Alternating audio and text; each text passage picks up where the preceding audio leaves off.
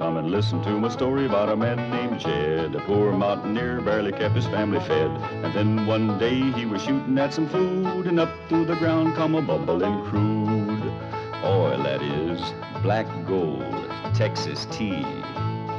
Well, the first thing you know, old Jed's a millionaire. The kinfolk said, Jed, move away from there. Said, California is the place you ought to be. So they loaded up the truck and they moved to Beverly Hills, that is, swimming pools, movie stars.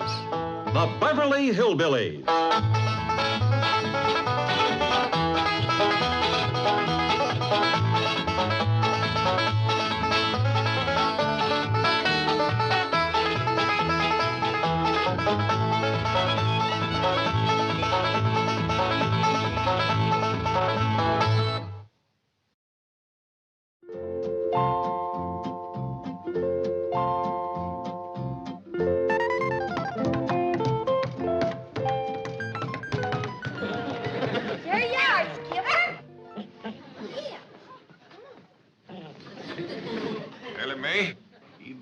Skipper some table manners, or Granny ain't gonna let him eat in the kitchen. I'd a heap rather have him eating in my kitchen than that big, overgrown, lazy, good-for-nothing Lafe crick. Now, Granny, don't start on Leif again. He's gone. He's on his way back to the hills. He don't live in the hills. He lives in the gully. And it's his kind that give the hill people a bad name. He's on his way back to the gully and his daughter with him. Now, let's forget him. Granny, don't get yourself all angered up. Who's angered up? You are, because that Lafe crick tried to get you to marry his daughter. Ain't that right? Shucks, no. They's both gone back home. I'm the only one that has the gumption to hold a grudge. It's a sorry thing when a poor old stove-up, wore-out, gray-haired old granny has to do all the grudge holding in the family. Well, leave go of it, Granny. Now, Leif is gone, and you can't start a fire without you got two sticks to rub together. You calling me a stick? Start in on me. Here. Have some of this scalding hot coffee. It'll cool you down.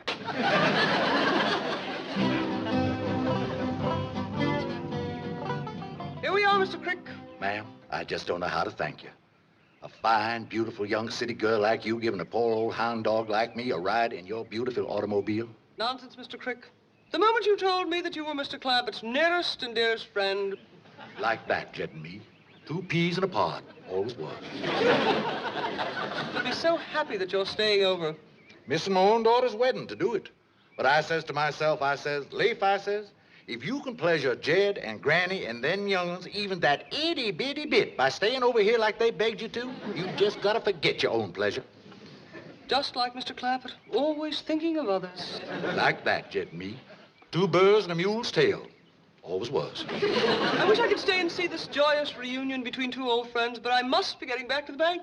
Yeah. You take good care of old Jed's money, you hear? You keep a tight hold on it now.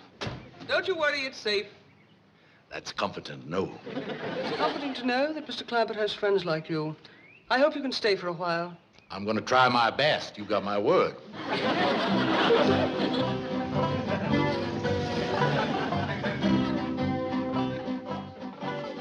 Skipper and me'll be back to help you with the dishes, Help me with the dishes, and that's what you get when you deal with those gully people. Lafe, Crick, S.E. Bell. I'll tell you, I've seen some things, and that's the way it is. I never won actually trash. Jethro, I reckon we gotta let Granny blow off that head of steam she built up over Lafe Crick, or she's gonna be sputtering and hissing like that for weeks. I reckon it'd pleasure her a heap to cut loose and speak her mind. Granny, what do you think of Lafe Crick? Why, he is the laziest, no-account varmint that ever drawed a breath. Go, Granny, go. Why, the only hard work that he ever done was to turn over in bed. He can get up in the morning with nothing to do, and by nightfall, it's only half done. That's it, Granny. Me mouth him good. His woman does all the work over at their place. And the only time she ever got him out in the fields, she had to sharpen the stumps so he couldn't sit down. Blow the lid off, Granny. Let her fly. The only nickel he ever earned was when his pa paid him 2 bits to stay away from the house. Why, he would whitewash his own ma and rent her out to haunt houses.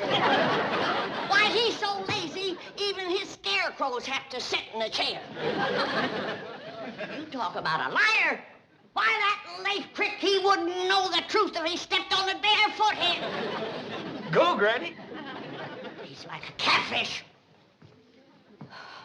All mouth, no brains.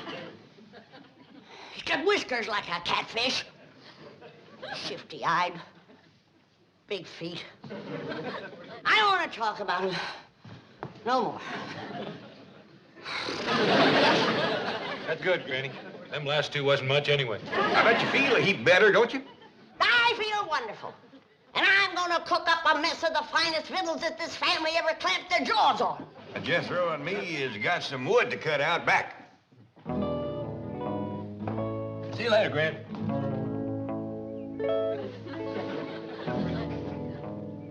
What you got there, Skipper? Mr. Crick. You speak to me, boy? That was me that spoke, Mr. Crick. Hi there, Ellie. I get to my feet, honey, only I'm so tired from walking all the way up here. Well, I thought you went back home for Isabel's wedding.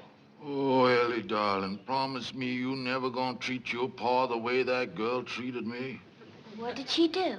Went away and left me stranded, without no car, no money, no food, all sick and starving. Well, we got plenty of food, and Granny will doctor you back to health. No, honey. I don't want to burden nobody, but I would like to see your pa's face just one more time before I pass on to my reward. Now, maybe if you was to help me, I could get to my feet and make my way to the table. I mean, to wherever your pa is. Well, he's in the kitchen. Good. I am cooking grits and jowls. Billy boy, Billy boy. I am cooking grits and jowls. Charming Billy. And my victuals will be safe now that Ree is rid of Lafe. He's a good-for-nothing, low-down, lazy varmint. Hello, dear, sweet little old granny. He's back and drunk to boot.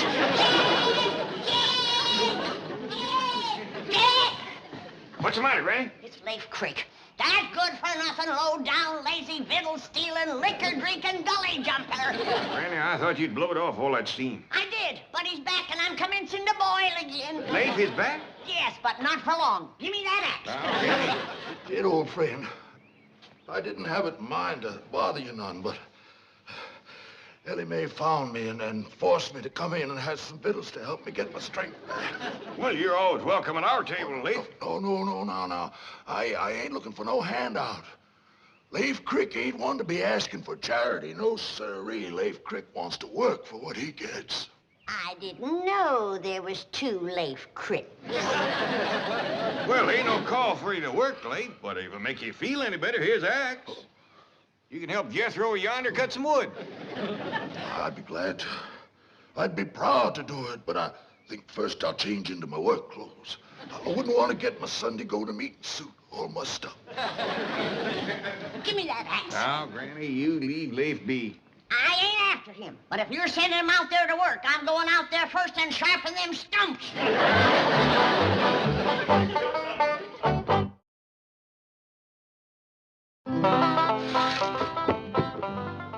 That ain't a bad hour's work, Jethro.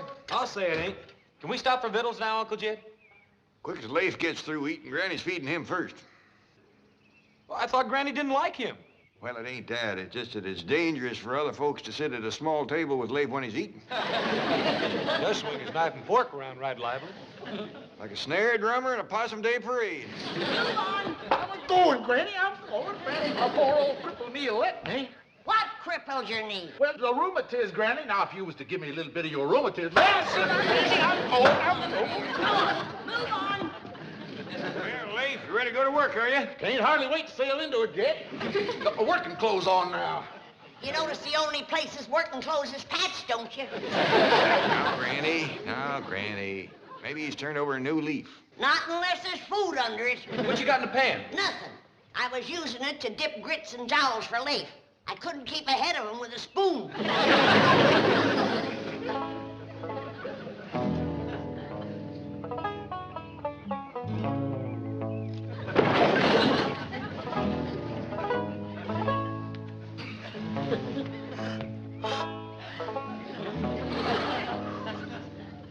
I can't believe it. I can't believe that one man could work like that. This one can. He's another Jed Clampett.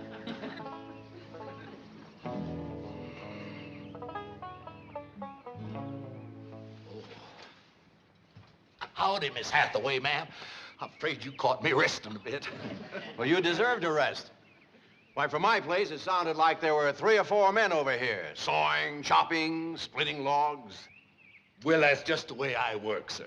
Oh, Mr. Crick, permit me to introduce Mr. Clampett's next-door neighbor and the president of our bank, Mr. Drysdale. Pleasure to meet you, Mr. Crick. I ain't good enough to shake the hand of no bank president, sir. Now, don't be ridiculous. I'd be honored to shake your hand. It's all rough and full of calluses from working every day from sunup to sundown. Hi, George. You and Jed Clampett are certainly cast from the same mold. Is that like this, Mr. Drysdale? 2 peas in a pod. 2 birds and a mule's tail. Oh, well, if you gentlemen will excuse me, I'll run along and say hello to Jethro. Sit down, man. You must be exhausted. Shucks no, Mr. Banker. The way I work, I could go on like this for days. Of course, it is beginning to catch up with me a mite. I ain't a young fella like you. Oh, I'm not so young. Well, according to Jed, you are. His exact words to me, he says, now, you be sure and speak to young Mr. Drysdale about that job. Job? Doggone it, I wasn't going to let that slip out. I was bound and determined not to. Well, you just forget it, Mr. Banker. It's Jed's idea, not mine. No, tell me all about it. Any idea of Jed Clampett's? I want to hear. Well, Jed, he had this notion that you could hire me to watch his money for him down to your bank. Oh, you mean like a guard or a night watchman? Night watchman. That sounds like it. I've said it before and I'll say it again. Having Lafe Crick around will lead to nothing but trouble. You're right, Granny. That's a fact. Yes, ma'am. I know the Cricks better than any of you. I knew his pa and his pa before him.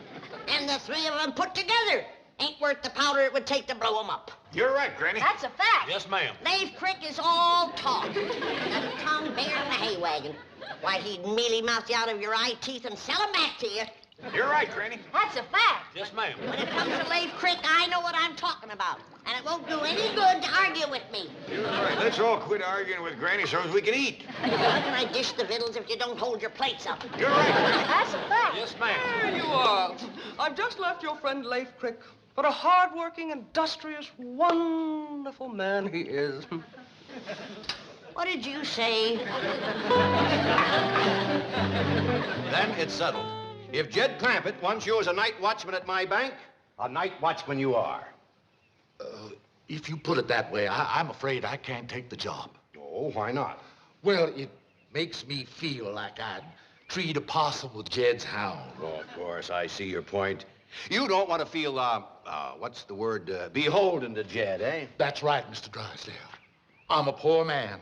I'm as rough as a cob and plain as dirt, but I got my pride. You are like Mr. Clampett. Like that, Jed and me. 2 berries on a bush, all as was. All right.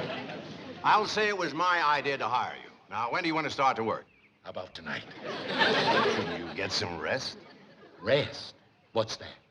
Mr. Crick, men like you are few and far between. Thank you, boss. I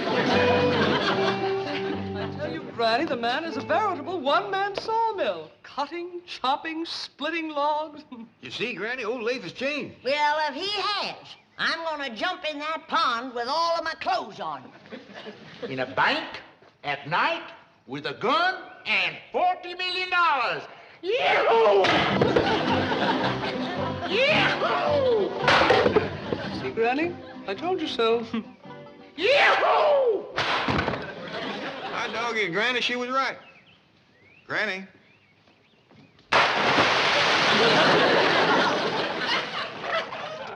Granny always was a woman of her word.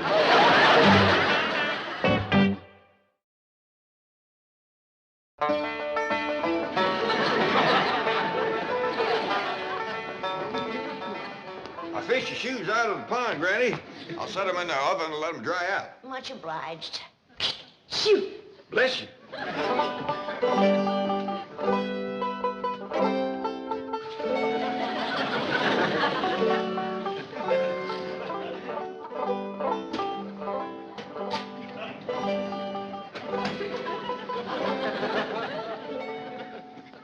Want me to fetch you a jug of rheumatism medicine? Oh, never mind.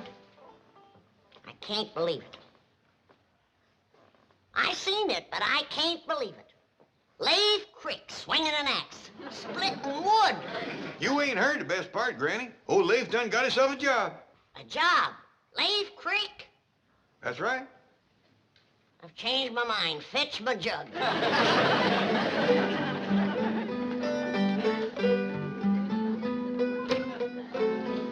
Yes, sir. Old Leif's gonna work down to Mr. Drysdale's bank. The bank where you got your money? That's right. Jed, turning a rascal loose like that in a bank is like putting a hungry fox in a hen house. Give the man a chance, Granny. Maybe it's a good thing for Leif to learn a trade. At least now folks will know what kind of work he's out of. Good. Want me to fetch your drinking thimble? No. This calls for a cool head and warm feet. All ready to go, Mr. Crick. I sure do appreciate you carrying me to the bank, boy. Glad to do it. If I stayed here, I'd have to dig a hole under the alum tree for Granny. And that there's hard work. I mean, W-O-R-K. Granny told me never to say that word around you. Gets you to cussing. Jethro, you shouldn't do work like digging a hole. Fine, handsome boy like you. Shucks, it's no harder than cutting wood or plowing or clearing stumps. You ought to get yourself married, son. Then you wouldn't have to do woman's work.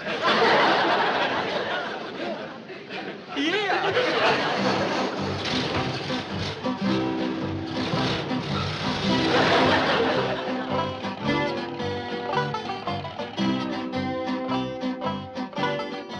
Make yourself comfortable, Mr. Crick. Mr. Drysdale will be right back. Thank you, ma'am. My, this must be the finest, most beautiful office in all the world. Oh, I'd hardly say that. Well, I reckon it must be you, ma'am. Pretty girl always makes a room pretty. Mr. Crick, you devil. So this is where you keep old Jed's money, is it? Yes, the Commerce Bank is very proud to be the guardian of the fortune belonging to your nearest and dearest friend. Like that, Jed and me. 2 drips of dew, all as was. Well, make yourself at home. I'll just have a few words with Jethro. Oh, fine boy, Jethro. Yes. Looking for a wife. You and him would make a mighty handsome couple.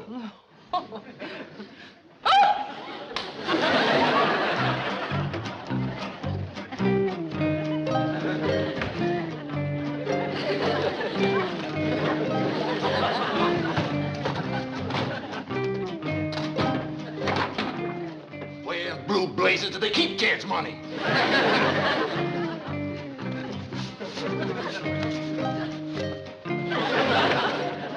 Good to see you, Jethro.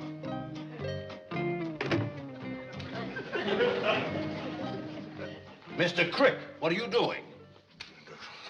Giving thanks, Mr. Drysdale, sir. Just giving thanks for a fine, generous, upstanding young man like yourself letting a poor old razorback like me work in his fine bank looking after the money of his nearest and dearest friend. Leif Crick, you're a good man. Jed Clampett is wealthy in more ways than one. He is? Yes. A friend like you is worth more than $1 million. Oh, I do hope to be, sir. I do hope to be. Where is that no-account, overgrown, big, lazy? Granny, I told you Leif has got a job. I'm talking about Jethro.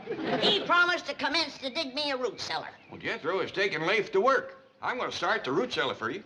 One bad apple will spoil the barrel. You mark my words. That Leif is going to turn those young'uns into a no-account like himself. Granny, Skipper and me's ready to help dig your root cellar. Ain't we, Skipper? Come on, Skip, let's go.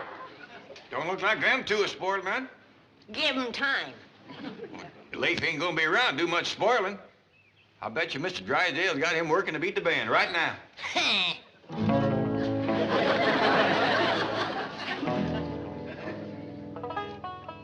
I didn't singe your whiskers, did I? No, not a bit. It's the first time I ever tied into one of these. Is it all for me, or do I give you half? No, I don't smoke them. Mr. Crick, would you like me to send for my barber? Oh, no. I can smoke it by myself. No, I thought you might want a shave and a haircut. My barber would be happy to come over here to my office and give you one. You mean right while I'm a-setting here? All I have to do is call him. That sure is handy. Yes, isn't it? I'll just keep that in mind if I ever should need a shave and a haircut. Yeah. Well, right now, I'm anxious to get to work. That's the kind of a man I am. I'm not much of a one for sitting around. Good. What I have in mind for night watching old Jed's money is if you was to put it into some gunny sacks, I'd set on them sacks with my shotgun across my lap. Now, then you wouldn't have to worry at all. You could just go off someplace and sleep like a baby. Mr. Crick, I'm afraid you have a slight misconception about the way we guard our money here at the bank. In the first place, Mr. Clampett's fortune isn't actually here. It ain't. No, most of it ain't. Isn't. And the money we do keep here is locked in a massive steel vault which cannot possibly be opened at night. That kind of worries me, old Jed and me being like that. Well, you can stop worrying. And Mr. Clampett knows his money is perfectly safe, and he knows he can get all he wants anytime he wants it. And is all that, huh? He doesn't even have to leave his house. Well, my, that is handy.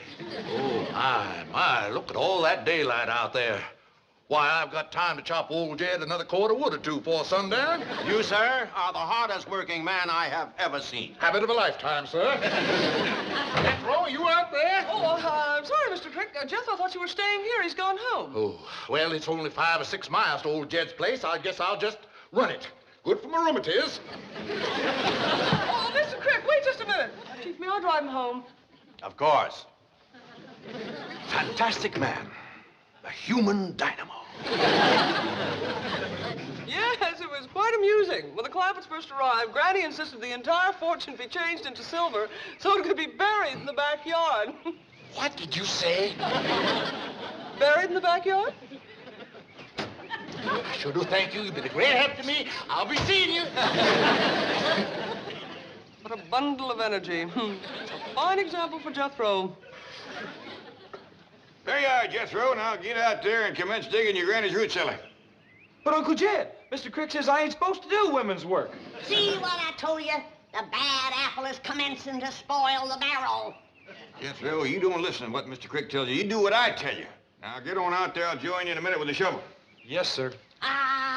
Here comes the wormy wine sap now. I'm gonna press my shotgun. Jethro, stop your granny. Yes, sir. But what you fixing to do, Jed? I was fixing to do a little digging out back yonder. Well, I'll do it for you. You could help if you're a mind. No, I want to do it all myself. I stopped her, Uncle Jed. Well, let's commence the digging under that big old elm out there. Doggone it, Jethro. I want to do all the digging around here. Leif, the kind of digging that Granny wants done would take one man all night. Well, hard work never hurt nobody. I'll see you in the morning. It's a miracle. A plumb miracle.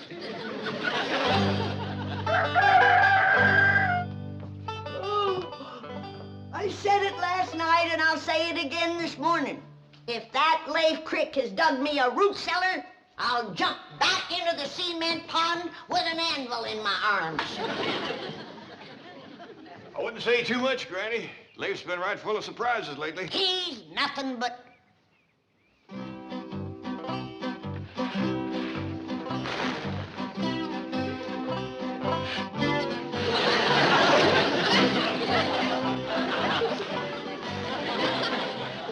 Seen enough, Granny? Yep. Fetch the anvil. We ain't got an anvil. I was counting on that. Get some coffee. That's deep enough, Leif. Veer a little to the right. Thank you, Jed!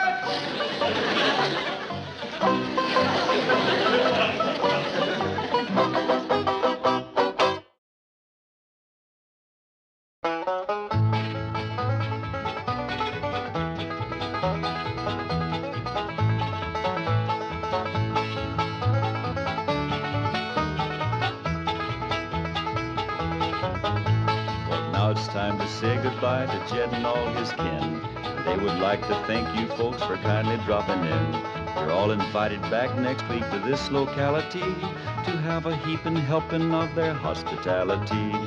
Hillbilly, that is. Set a spell. Take your shoes off. You all come back now. Here. This has been a Filmways presentation.